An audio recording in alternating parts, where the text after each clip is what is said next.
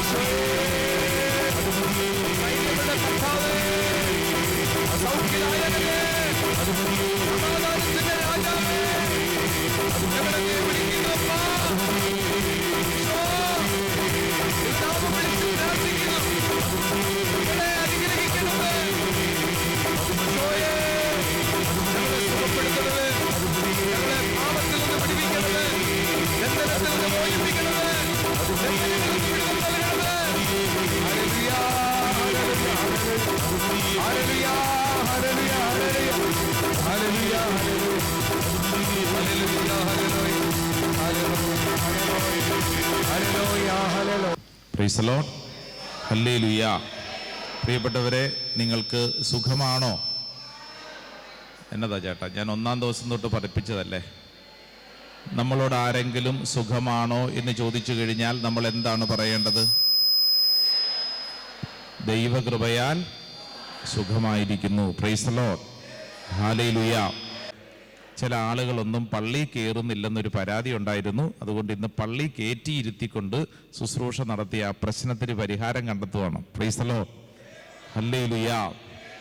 ഇന്ന് നമ്മൾ പ്രധാനമായിട്ടും ഒരല്പസമയം പ്രാർത്ഥിക്കാൻ പോകുന്നത് നമ്മുടെ കുടുംബത്തിൽ ദൈവത്തിൻ്റെ ആത്മാവ് അതിശക്തമായിട്ട് പ്രവർത്തിക്കുന്നതിന് വേണ്ടി പ്രാർത്ഥിക്കാൻ പോകുന്ന ദിവസമാണ്. നമ്മുടെ കുടുംബത്തിൽ, നമ്മുടെ വീട്ടിൽ, കേട്ടോ. അപ്പം നമുക്കൊരു വചനം ആദ്യം പഠിക്കാം. മർക്കോസിന്റെ സുവിശേഷം 12-ാം അധ്യായം 24-ാം തിരുവചനം. ഒന്ന് തുറന്നേ, ബൈബിൾ തുറന്നേ. Mark chapter 12 verse 24. മർക്കോസിന്റെ സുവിശേഷം 12-ാം അധ്യായം 24-ാം തിരുവചനം. നല്ല ഒന്നാന്തരം വചനമാണ്. ഒന്ന് തുറന്ന് കണ്ടുപിടിച്ചേ. തുറന്നേ. മർക്കോസ് ഒന്ന് മർക്കോസിനെ കണ്ടുപിടിച്ചോട്ടെ. മർക്കോസിന് കിട്ടിയിട്ടില്ല. മർക്കോസ് 12:24. ഇല്ല ചേച്ചി, ഇവിടെ മർക്കോസിന് കിട്ടിയിട്ടില്ലെന്നതേ തപ്പിക്കൊണ്ടിരിക്കുന്നു. മർക്കോസിനെ കിട്ടിയിട്ട് നമ്മൾ പോണുള്ളൂ. നാം 3 പേരും കൂടെ സഹായിക്ക്. ഏത് വഴിക്കാണ് കിട്ടണമെന്നൊരു പിടുത്തവും ഇല്ലല്ലോ. ഇന്നെങ്ങാനും നടക്കുവോ? മർക്കോസ് 12:24 കിട്ടിയോ? അതിനെ സഹായിക്കും. പാവം, അതിൻ്റെ ഇരിപ്പ് കണ്ടില്ലേ? സഹായിക്കുന്നു. ചേച്ചി മാത്രം തുറന്നാൽ മതിയോ? അതിനെക്കുറിച്ചൊരു ചിന്ത വേണ്ടേ? പാവം, അതിന് കണ്ടുപിടിക്കാത്തതല്ലേ. മർക്കോസ് 12:24 കിട്ടിയല്ലോ. വചനം ഒന്ന് വായിച്ചേ, ഒച്ചത്തിൽ വായിച്ചേ. യേശു അവരോട് പറഞ്ഞു, വിശുദ്ധ ലിഖിതങ്ങളോ ദൈവത്തിൻ്റെ ശക്തിയോ അറിയാത്തത് കൊണ്ടല്ലേ നിങ്ങൾക്ക് തെറ്റുപറ്റുന്നത്. Price the Lord. ഒരു മനുഷ്യന് തെറ്റുപറ്റുന്നതിന് കാരണം, ഒരു മനുഷ്യന് തെറ്റുപറ്റുന്നതിനുള്ള കാരണം ബൈബിള് പഠിപ്പിക്കുകയാണ്. 2 കാരണങ്ങളാണ്. 2 കാരണങ്ങൾ. ഏതാണ് ഈ 2 കാരണങ്ങൾ? ഒന്ന്, വിശുദ്ധ ലിഖിതങ്ങളെക്കുറിച്ചുള്ള അറിവില്ലായ്മ. എന്ന് പറഞ്ഞാൽ ബൈബിള് വായിക്കാത്തത് കൊണ്ട്, വിശുദ്ധ ലിഖിതങ്ങളെക്കുറിച്ചുള്ള അറിവില്ലായ്മ നമുക്ക് തെറ്റുപറ്റുന്നതിന് കാരണമാവും. തെറ്റുപറ്റാതെ ജീവിക്കണമെന്നാണ് നമ്മുടെയൊക്കെ ആഗ്രഹം. അപ്പോൾ തെറ്റുപറ്റാതെ ജീവിക്കണമെങ്കിൽ നമ്മൾ എന്ത് വായിക്കണം, എന്ത് പഠിക്കണം? ബൈബിൾ വായിക്കണം, ബൈബിൾ പഠിക്കണം. Price the Lord. ഹല്ലേലൂയ. രണ്ടാമത്തെ കാര്യം, ദൈവത്തിൻ്റെ ശക്തി എന്ന് പറഞ്ഞാൽ അത് പരിശുദ്ധാത്മാവാണ്. പരിശുദ്ധാത്മാവിനെ കുറിച്ചുള്ള അറിവില്ലായ്മ നമുക്ക് തെറ്റുപറ്റുന്നതിന് കാരണമാവും. 2 കാര്യങ്ങൾ. 1, ബൈബിള് പഠിക്കണം. 2, പരിശുദ്ധാത്മാവിനെ കുറിച്ച് പഠിക്കണം. Price the Lord. ഹല്ലേലൂയ. അങ്ങനെയെങ്കിൽ നമ്മുടെ വീട്ടിൽ ഈ ദൈവവചനത്തിന്റെ വെളിച്ചത്തിൽ പരിശുദ്ധാത്മാവ് ഇടപെടുന്ന ചില മേഖലകൾ നമ്മളൊന്ന് പഠിക്കാൻ പോവാണ്. അങ്ങനെ പഠിക്കുമ്പോൾ വിശുദ്ധ ഗ്രന്ഥത്തിൽ നിന്ന് നമ്മൾ പെട്ടെന്ന് 10 ദമ്പതികളെ നമ്മളൊന്ന് പഠിക്കാൻ പോവാണ്. 10 ദമ്പതികൾ. കേട്ടല്ലോ. ഇവിടെ ഇരിക്കുന്നതിൽ കല്യാണം കഴിച്ചിട്ടുള്ളവരെന്ന് കൈപൊക്കിക്കേ. കല്യാണം കഴിച്ചിട്ടുള്ളവർ, വെരി ഗുഡ്. നന്നായിട്ട് കൈപൊക്കിക്കോ. പകുതി കല്യാണമല്ല, ഫുൾ കല്യാണമല്ലേ? കൊള്ളാം. കൈതാത്തിക്കേ. ഇനി ഞാൻ ചോദിക്കുന്ന ചോദ്യത്തിന് കൃത്യമായ ഉത്തരം പറയണം. കേട്ടല്ലോ. നിങ്ങളോട് ഇതിനു മുമ്പ് പലരും ചോദിച്ചിട്ടുള്ള ചോദ്യമാണ്. പക്ഷെ നിങ്ങളുടെ ഇരിപ്പ് കണ്ടിട്ട് എനിക്ക് ഒന്നും കൂടെ ചോദിക്കാൻ തോന്നുന്നു. അതുകൊണ്ടാണ് ഞാൻ ഈ ചോദിക്കാൻ പോകുന്നത്. അപ്പൊ കല്യാണം കഴിച്ചവരൊന്ന് നിവർന്നിരുന്നേ, ഒന്ന് കണ്ണടച്ചേ. കല്യാണം കഴിക്കാത്തവർ എങ്ങനെ വേണമെങ്കിലും ഇരുന്നോ. കല്യാണം കഴിച്ചവര് കണ്ണടച്ച് നിവർന്നിരിക്കുക, കണ്ണ് തുറക്കരുത്. ചോദ്യം ഇതാണ്: ഇനിയൊരു ജന്മമുണ്ടെങ്കിൽ ഇതേ ജീവിത പങ്കാളി തന്നെ മതി എന്ന് വിശ്വസിക്കുന്നവർ മാത്രം വലതുകരം ഉയർത്തുക. കണ്ണ് തുറക്കരുത്. ഇനി ഒരു ജന്മമുണ്ടെങ്കിൽ ഇതേ ജീവിത പങ്കാളി തന്നെ മതി എന്ന് വിശ്വസിക്കുന്നവർ മാത്രം കൈപൊക്കുക. ബാക്കിയുള്ളവർ കൈപ്പൊക്കണ്ട. വണ്ടർഫുൾ. കൈതാത്തിക്ക് നല്ലൊരു കയ്യടി കർത്താവ് ഈശോയ്ക്ക് കൊടുത്തേ. ഹല്ലേലൂയ. മനോഹരമായ ചില കാഴ്ചകൾ ഇവിടെയും നടന്നു. ഇവിടെ നിന്ന് കഴിഞ്ഞാൽ എല്ലാവരെയും കാണാം. അതുകൊണ്ട് ചില കാഴ്ചകൾ കണ്ടു. ഞാൻ പറഞ്ഞു, കൈ പൊക്കാൻ പറഞ്ഞപ്പോൾ ഞാൻ നോക്കുമ്പോൾ ഒരു ചേച്ചി ആവേശത്തിൽ പൊക്കി. പിന്നെയാണ് കാര്യത്തിന്റെ ഗൗരവം മനസ്സിലായത്. ദൈവമേ, ഇനി ഒരു ജന്മമുണ്ടെങ്കിൽ ഈ കുരിശിന്റെ വഴി വീണ്ടും ഞാൻ ചുമക്കണോ? ഞാൻ നോക്കുമ്പോൾ ആ ചേച്ചി അങ്ങോട്ടും ഇങ്ങോട്ടും നോക്കിയിട്ട് തല ചൊറിഞ്ഞിട്ട് കൈതാത്തിയിട്ട് കളഞ്ഞു. Hallelujah, hallelujah. ഒന്നാമത്തെ ദമ്പതി ബൈബിളിൽ നമുക്കറിയാവുന്ന ആദവും ഹൗവായുമാണ്. ആരാണ്? ആദം, ഹൗവ. ആദവും ഹൗവായും അവരുടെ വിവാഹം ആശീർവദിച്ചത് ആരാണ്? ദൈവം, സർവശക്തനായ ദൈവം. നിങ്ങളെയും സർവശക്തനായ ദൈവമാണ് ആശീർവദിച്ച് വിവാഹത്തിൽ ചേർത്ത് വെച്ചത്, അല്ലേ? ഞാൻ നിങ്ങൾക്ക് നവംബർ മാസം അവസാനിക്കാൻ പോകുന്നു 2025 ചെയ്യേണ്ട, 2026 പ്രവേശിക്കുന്നതിന് മുമ്പ് ചെയ്യേണ്ട ഒരു ഹോംവർക്ക് തരട്ടെ, ഒരു പണി തരട്ടെ. ചെയ്യേണ്ടത് എന്താണെന്നറിയോ? നിങ്ങളുടെ കല്യാണം നടത്തിയ അച്ഛനെ നിങ്ങൾക്ക് ഓർമ്മയുണ്ടോ? ഉണ്ടോ? ഉണ്ടോ? നിങ്ങളുടെ കല്യാണം നടത്തിയ അച്ഛൻ. ചിലര് പറയുന്നുണ്ട്, ഓർമ്മിപ്പിക്കല്ലേ അച്ഛാ അതൊന്നും, അല്ലേ? നിങ്ങളുടെ കല്യാണം നടത്തിയ അച്ഛൻ ജീവനോടെ ഉണ്ടോ? ഇല്ലേ? നിങ്ങളുടെ കല്യാണം കഴിഞ്ഞപ്പോൾ അത് മരിച്ചുപോയോ?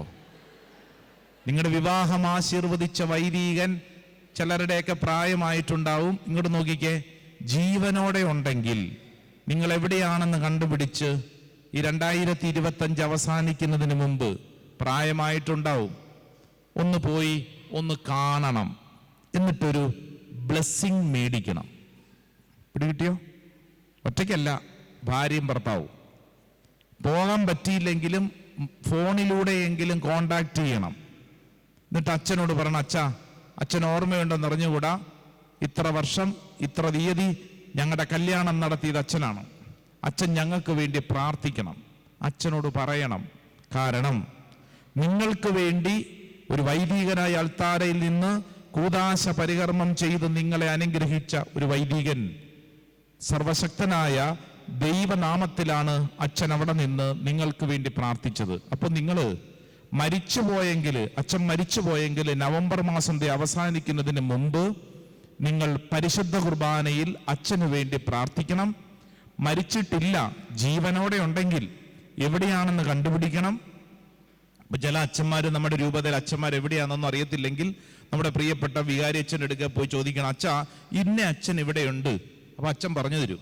അപ്പൊ അച്ഛനെ കണ്ടുപിടിച്ച് അച്ഛൻ്റെ നമ്പരൊക്കെ കിട്ടി അച്ഛനെ ഒന്ന് വിളിച്ച് അച്ഛൻ്റെ ഒരു ആശീർവാദമൊക്കെ മേടിക്കണം. ഇനിയിപ്പോൾ കാണാൻ പോവുകയാണെങ്കിൽ പ്രായമായിട്ടുണ്ടാവും, കേക്ക് മേടിച്ചോണ്ട് പോകണ്ട, വല്ല റസ്കോ അങ്ങനെയുള്ള മധുരമില്ലാത്തതൊക്കെ കൊണ്ടുപോയാൽ മതിയാവും. കാരണം പ്രായമായിട്ടുണ്ടാവും, ഷുഗറൊക്കെ പിടിച്ചിട്ടുണ്ടാവും. അപ്പം അതുകൊണ്ട് കാണാൻ പോകുമ്പോൾ ശ്രദ്ധിക്കണം. മേടിക്കേണ്ട കാര്യങ്ങളെക്കുറിച്ച് നിങ്ങൾക്കൊരു കൃത്യത ഉണ്ടാവണം. അനാവശ്യമായിട്ട് ആ കാര്യത്തിൽ അസ്വസ്ഥത ഉണ്ടാക്കണ്ട.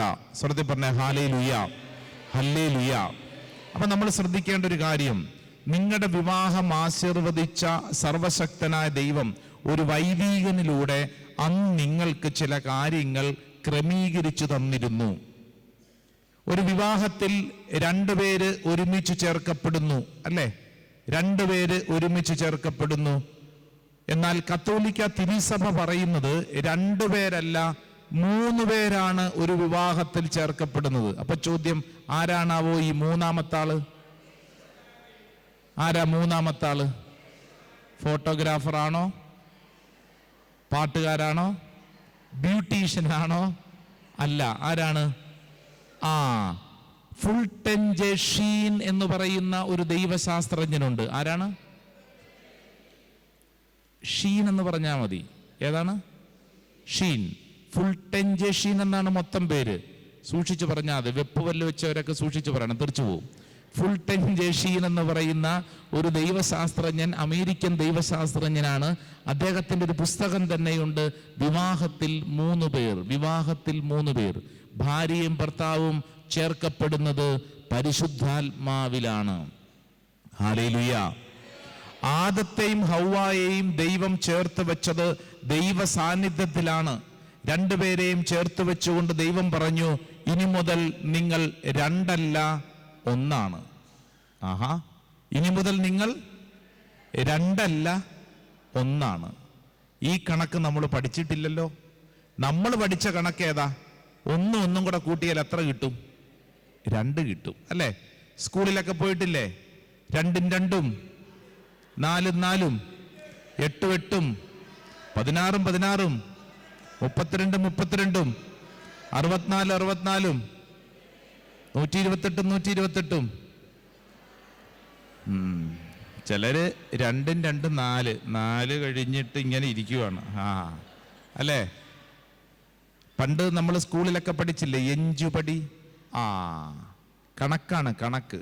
2 2 കൂട്ടിയാൽ 4 4 അല്ലേ? 2 2 4 കൂട്ടുന്നതിന് പകരം 5 കിട്ടിയാൽ കണക്ക് തെറ്റി, 3 ആയാൽ കണക്ക് തെറ്റി. എന്നാൽ ദൈവം പറയുന്നു, ഇനി മുതൽ 1 കൂടെ കൂട്ടുമ്പോൾ എത്രയാണ്? 1 കണക്ക് ശരിയാണോ? നമ്മൾ സ്കൂളിൽ നിന്ന് പഠിച്ച കണക്ക് തെറ്റാണ്. ബൈബിൾ പറയുകയാണ് ഇതൊരു പുതിയ കണക്കാണ്. 1 കൂടെ കൂട്ടുമ്പോൾ വലിയ ഒരു 1 എന്നുള്ളത് വിശുദ്ധ ഗ്രന്ഥം പഠിപ്പിക്കുന്നത് മനുഷ്യന്റെ ബുദ്ധിക്ക് മനസ്സിലാക്കാത്തൊരു കാര്യം. ഇതിനെയാണ് മിറക്കിൾസ്, അത്ഭുതങ്ങൾ എന്ന് ബൈബിൾ പഠിപ്പിക്കുന്നത്. Price the Lord. ഹല്ലേലൂയ. അതായത് നിന്റെ വിവാഹ ജീവിതം ഒരു അത്ഭുതമാണ്. നിന്റെ വിവാഹ ജീവിതം ഒരു അത്ഭുതമാണ്. ചിലർ ചിന്തിക്കുന്നുണ്ട്, ശരിയാച്ചാ ഇതൊരു അത്ഭുതം തന്നെയാണ്, എങ്ങനെ മുന്നോട്ട് നീങ്ങുന്നു, ഇതൊരു അത്ഭുതമാണ്. 2 സ്വഭാവം, 2 വീടിന്റെ പശ്ചാത്തലത്തിൽ ജനിച്ചു വളർന്നവർ, 2 പേര് ഒരുമിച്ച് ജീവിക്കുന്നത് ഒരു അത്ഭുതം തന്നെയാണ്. Price the Lord. ഹല്ലേലൂയ. നിങ്ങൾ നിങ്ങളുടെ ഭർത്താവിനെ കുറിച്ചൊന്ന് ചിന്തിച്ചു നോക്കിക്കേ ചേച്ചിമാരെ. നിങ്ങളുടെ സ്വഭാവത്തിന് ഇണങ്ങിയ ഭർത്താവാണോ? അല്ല, സത്യമായുമല്ല. നമ്മൾ വിചാരിക്കാത്ത സ്വഭാവം അല്ലേ? ചക്ക എന്ന് പറഞ്ഞാൽ മാങ്ങ എന്ന് മനസ്സിലാവും. ഇതെന്തൊരു സ്വഭാവം ദൈവമേ! ഇങ്ങനത്തെ ഒരാളെയല്ല ദൈവമേ ഞാൻ പ്രതീക്ഷിച്ചത്. പക്ഷേ കിട്ടിയത് ഇങ്ങനത്തെ ഒരാളെയാണ്. നേരെ ഭർത്താക്കന്മാരോട് ചോദിക്കണം, ഭർത്താക്കന്മാരെ, നിങ്ങൾ പ്രതീക്ഷിച്ച ഭാര്യ ഇങ്ങനത്തെ സ്വഭാവക്കാരിയാണോ? അല്ലേ അല്ല. അവര് പ്രതീക്ഷിച്ചതുപോലത്തെ സ്വഭാവമല്ല. വ്യത്യസ്ത സ്വഭാവം, വ്യത്യസ്ത രീതികൾ. ഇങ്ങനെയുള്ള ഈ ഒരാളെ എങ്ങനെ കൈകാര്യം ചെയ്യും, എങ്ങനെ കൊണ്ടു നടക്കും? ഇതൊരു അത്ഭുതമാണ്. ഇതൊരു അത്ഭുതമാണ്. മാനുഷിക ബുദ്ധി അനുസരിച്ച് കഴിഞ്ഞാൽ, കണക്ക് കൂട്ടിക്കഴിഞ്ഞാൽ മനസ്സിലാക്കാൻ പറ്റത്തില്ല. മറിച്ച് ഇതൊരു അത്ഭുതമാണ്. നിങ്ങളുടെ കുടുംബ ജീവിതം ഒരു അത്ഭുതമാണ്. Price the Lord. ഹല്ലേലൂയ.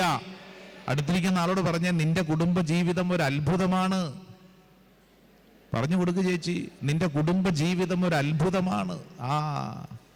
ചിലര് തലയാട്ടുന്നുണ്ട്. ശരിയാച്ച, ഇതൊരു അത്ഭുതം തന്നെയാണ്. Price the Lord. ഹല്ലേലൂയ. അങ്ങനെ അത്ഭുതമായി ജീവിക്കേണ്ട, അനുഗ്രഹമായി ജീവിക്കേണ്ട ആദത്തിന് ഹവ്വായ്ക്കും എന്തു പറ്റി? എങ്ങനെയാ അവർ പറുദീസായിൽ നിന്ന് പുറത്തു പോയത്? എങ്ങനെയാ പുറത്തു പോയത്? പറഞ്ഞേ. പാപം ചെയ്തിട്ടാണോ? പാപം ചെയ്തു കഴിഞ്ഞിട്ടും ആദത്തെയും ഹവ്വായെയും അന്വേഷിച്ച് ദൈവം പറുദീസായിലെത്തി. എത്തിയില്ലേ? എത്തി. അവിടെ എത്തിയിട്ട് ദൈവം ആദത്തോട് ചോദിച്ചൊരു ചോദ്യമുണ്ട്. ചോദ്യം എന്താ? ആദമേ, തിന്നരുതെന്ന് പറഞ്ഞ പഴം നീ തിന്നോ? ആദം പറഞ്ഞ ഉത്തരം, ആദം പറഞ്ഞ ഉത്തരം, ആദം പറഞ്ഞ ഉത്തരം, ആദം പറഞ്ഞ ഉത്തരം ആരാ കുറ്റവാളി? ആരാ പ്രതി? ഹവ്വായാണോ? ഹവ്വായാണോ? ആദം പറഞ്ഞ ഉത്തരം അങ്ങനെയല്ല ചേച്ചി. ആദം പറഞ്ഞ ഉത്തരം എന്നാന്നറിയോ? നീ എനിക്ക് കൂട്ടിന് തന്ന ഇവള് ഒന്നാം പ്രതി. നീ നീ ദൈവമേ, വല്ല ആവശ്യമുള്ള കാര്യമായിരുന്നോ? വല്ല ആവശ്യമുള്ള കാര്യമാണോ? നീ എനിക്ക് കൂട്ടിന് തന്ന ഇവള്. വീട്ടിലൊക്കെ ഇടയ്ക്ക് വഴക്കുണ്ടാക്കുമ്പോ നെഞ്ചത്തടിച്ചോണ്ട് ദൈവമേ ആ വിളിയാണത്. വല്ല ആവശ്യമുള്ള കാര്യമായിരുന്നോ ഇവളെ എന്റെ തലയിൽ കെട്ടിവെക്കാൻ? ഞാൻ ഒറ്റയ്ക്ക് ജീവിക്കുമല്ലായിരുന്നു സമാധാനമായിട്ട്. എന്തിനാ ഇവളെ എന്റെ ജീവിതത്തെ കെട്ടിവെച്ചത്? ആദം ഹവ്വായെ കുറ്റപ്പെടുത്തി, ആദം ദൈവത്തെ കുറ്റപ്പെടുത്തി. പരസ്പരം കുറ്റപ്പെടുത്തിയപ്പോൾ അവരുടെ ജീവിതത്തിൽ നഷ്ടപ്പെട്ടത് സമാധാനമാണ്. ഹവ്വായോട് ദൈവം ചോദിച്ചു, ഹവ്വായെ തിന്നരുതെന്ന് പറഞ്ഞ പഴം നീ തിന്നോ? ഹവ്വ എന്തു പറഞ്ഞു? ഹവ്വ എന്തു പറഞ്ഞു? അതേ കർത്താവേ, എനിക്ക് തെറ്റുപറ്റിപ്പോയി, ഞാൻ തിന്നു. അങ്ങനെയാണോ? അല്ല. ഹവ്വ എന്തു പറഞ്ഞു? സർപ്പം തന്നു, ഞാൻ തിന്നു. എന്റെ കുഴപ്പമല്ലെന്ന്. എന്റെ കുഴപ്പമല്ല. ഈ ആദവും ഹവ്വായും ഈ പുത്തൻതോപ്പിലെ ദേവാലയത്തിൽ ഇരിക്കുമ്പോൾ എന്നോടും നിന്നോടും പഠിപ്പിക്കുന്ന ഒന്നാമത്തെ പാഠം എന്താണെന്നറിയാവോ? നിന്റെ ജീവിതത്തിൽ നിനക്ക് സമാധാനം വേണമെങ്കിൽ നീ ആരെയും കുറ്റപ്പെടുത്തരുത്. ആരെയും കുറ്റപ്പെടുത്തരുത്. രാവിലെ മുതൽ വീട്ടിലിരുന്നോണ്ട് കുടുംബാംഗങ്ങളെ കുറ്റപ്പെടുത്തുന്നവർ ശ്രദ്ധിക്കണം. നിന്റെ വീട്ടിൽ സമാധാനം വേണോ? ആരെയും കുറ്റപ്പെടുത്തരുത്. Praise the Lord. ഹല്ലേലൂയ. വലതു ഇടതു ഇരിക്കുന്നവർക്കൊന്ന് കൈ കൊടുത്തോണ്ട് പറഞ്ഞേ, കുറ്റപ്പെടുത്തരുത്. പറഞ്ഞു കൊടുത്തേ. കുറ്റപ്പെടുത്തരുത്. Praise the Lord. ഹല്ലേലൂയ. പറഞ്ഞോ. ആ ആളുടെ മുഖത്ത് നോക്കിയോ? എന്ത് ചെയ്യരുത്? കുറ്റപ്പെടുത്തരുത്. രണ്ടാമത്തെ ദമ്പതികളെ നമ്മൾ പഠിക്കുന്നത് അബ്രാഹവും സാറായും. അബ്രാഹവും സാറായും. ഈ ചോദ്യത്തിന് ഉത്തരം പറയുന്നവർക്ക് ഞാനൊരു സമ്മാനം തരും. ചോദ്യം ഇതാണ്: അബ്രാഹത്തിന് എത്ര വയസ്സുള്ളപ്പോഴാണ് ഒരു കുഞ്ഞുണ്ടാകുമെന്ന് ദൈവം വാഗ്ദാനം ചെയ്തത്? എത്ര വയസ്സ്? 90. 89. മിടുക്കി അമ്മച്ചി. 99. ബുദ്ധിമതിയായ അമ്മച്ചി. കാരണം അമ്മച്ചിക്കറിയാം എത്രാമത്തെ വയസ്സിലാണ് കൊച്ചുണ്ടായത്? 100. അപ്പം അതിനു മുമ്പ് ഒരു വർഷം വേണം അല്ലേ? ഒരു വർഷം വേണം വയറൊക്കെ നിറഞ്ഞുകൊണ്ട് നടക്കാൻ. അപ്പൊ 99 ആണോ? എൻ്റെ പുത്തൻതോപ്പുകാരെ, 75-ാമത്തെ വയസ്സിൽ അബ്രാഹത്തോട് ദൈവം പറഞ്ഞു, നിനക്ക് സാറായിൽ ഒരു കൊച്ചുണ്ടാവും. എത്രാമത്തെ വയസ്സ്? 75.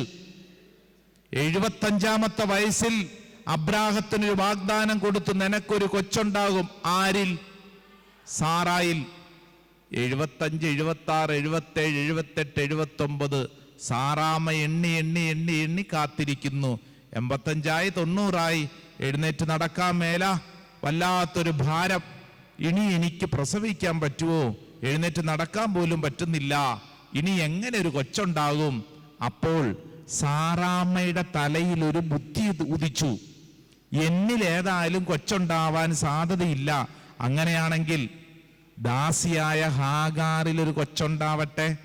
അങ്ങനെ സാറാമ്മയുടെ തലയിൽ ഉദിച്ച ബുദ്ധിയുടെ ഭാഗമാണ് ഹാഗാറിൽ ഒരു കൊച്ച്. ആ കൊച്ചിന്റെ പേരെന്താ? ഇസ്മായേൽ. ഇങ്ങോട്ട് നോക്കിക്കേ, ശ്രദ്ധിച്ചൊരു കാര്യം മനസ്സിലാക്കണം. ഈ ഇസ്മായേൽ വളർന്നൊരു തലമുറയായി. ഏതാണെന്ന് നിങ്ങൾക്കറിയാം, പറയണ്ട. അറിയാവോ? അറിയാൻ പാടില്ല, വീട്ടിൽ പോയിരുന്നു പറഞ്ഞു കൊടുത്താൽ മതി. ഇങ്ങോട്ട് നോക്കിക്കേ, ഇസ്മായേല് ആരുടെ ബുദ്ധിയിൽ ഉദിച്ചതാണ്? സാറാമ്മയുടെ തലയിൽ ഉദിച്ചതാണ്. ദൈവത്തിന്റെ പദ്ധതി എന്തുവാ? ദൈവത്തിന്റെ പദ്ധതി സാറായിൽ ഒരു കൊച്ചുണ്ടാവണം. സാറായിൽ ഒരു കൊച്ചുണ്ടാവണം. മനുഷ്യന്റെ പദ്ധതിയാണ് ഏത്? ഹാഗാറിൽ ഒരു കുഞ്ഞ്. ഇവിടെ ഇരുന്ന് പഠിക്കേണ്ടത് എന്നാന്നറിയോ? നിന്റെ ജീവിതത്തിൽ നീ ഒരു തീരുമാനമെടുക്കുമ്പോൾ ശ്രദ്ധിക്കണം. നിന്റെ തലയ്ക്കകത്ത് പലതും തോന്നും. തോന്നലുകൾക്കനുസരിച്ച് തീരുമാനമെടുക്കരുത്. തോന്നലുകൾക്കനുസരിച്ച് ജീവിക്കുന്നവരെ മലയാളത്തിൽ എന്ത് വിളിക്കും? തോന്നിയവാസി അല്ലേ? നിനക്കെന്താ ഇങ്ങനെ? എനിക്കിങ്ങനെ തോന്നി. അവനാരാ? തോന്നിയവാസി. മനുഷ്യനെ ദൈവം സൃഷ്ടിച്ചത് തോന്നിയവാസിയായിട്ട് ജീവിക്കാനല്ല, മറിച്ച് അവന്റെ തീരുമാനങ്ങൾ ദൈവത്തോട് ചോദിക്കണം. നിന്റെ ജീവിതത്തിൽ നീ ഒരു തീരുമാനം എടുക്കുന്നതിന് മുമ്പ് ആരോട് ചോദിക്കണം? ദൈവത്തോട് ചോദിക്കണം. നാട്ടിലുള്ള പിള്ളേരൊക്കെ ജർമ്മനിക്ക് പോകുന്നു, UK പോകുന്നു, ന്യൂസിലൻഡിന് പോകുന്നു. എന്നാൽ എൻ്റെ മകനും പോകട്ടെ എന്നാണോ? അല്ല. നീ ദൈവത്തോട് ചോദിക്കണം, ദൈവമേ, എൻ്റെ മകനെ കുറിച്ചും മകളെ കുറിച്ചുമുള്ള നിന്റെ പദ്ധതി എന്താണ്? ഇത് ദൈവത്തോട് ചോദിക്കണം. Price the Lord. ഹല്ലേലൂയ. ഇന്ന് നമ്മൾ ചോദിക്കുന്നത് ട്രാവൽ ഏജന്റുകാരുടെ മുമ്പിലാണ്. അതല്ല ചെയ്യേണ്ടത്. നിന്റെ ജീവിതത്തിൽ ഒരു തീരുമാനമെടുക്കുന്നതിന് മുമ്പ് നീ ദൈവത്തോട് ആലോചന ചോദിക്കണം. അബ്രാഹവും സാറായും ഈ രാത്രിയിൽ നിന്റെ കുടുംബ ജീവിതം അനുഗ്രഹിക്കപ്പെടുന്നതിന് വേണ്ടി നൽകുന്ന സന്ദേശമാണ്. ഒരു തീരുമാനം എടുക്കുന്നതിന് മുമ്പ് ദൈവത്തോട് ആലോചന ചോദിക്കണം. അടുത്തിരിക്കുന്ന ആളോട് പറഞ്ഞു കൊടുത്തേ, ഒരു തീരുമാനം എടുക്കുന്നതിന് മുമ്പ് ദൈവത്തോട് ആലോചന ചോദിക്കണം. Price the Lord. ഹല്ലേലൂയ. സ്വരം ഉയർത്തി പറഞ്ഞ ഹല്ലേലൂയ, ഹല്ലേലൂയ. അടുത്ത മൂന്നാമത്തെ ദമ്പതികൾ ഇസഹാക്കും ഭാര്യ റബേക്ക. എഴുതി വെച്ച് പഠിച്ചോ. ഇസഹാക്കും റബേക്കയും. ഇവർക്ക് 2 കുട്ടികളുണ്ട്. ഈ കുട്ടികളുടെ പേര് യാക്കോബും ഏസാവും. ജേക്കബ് ആൻഡ് ഏസാവ് അല്ലെ? യാക്കോബും ഏസാവും.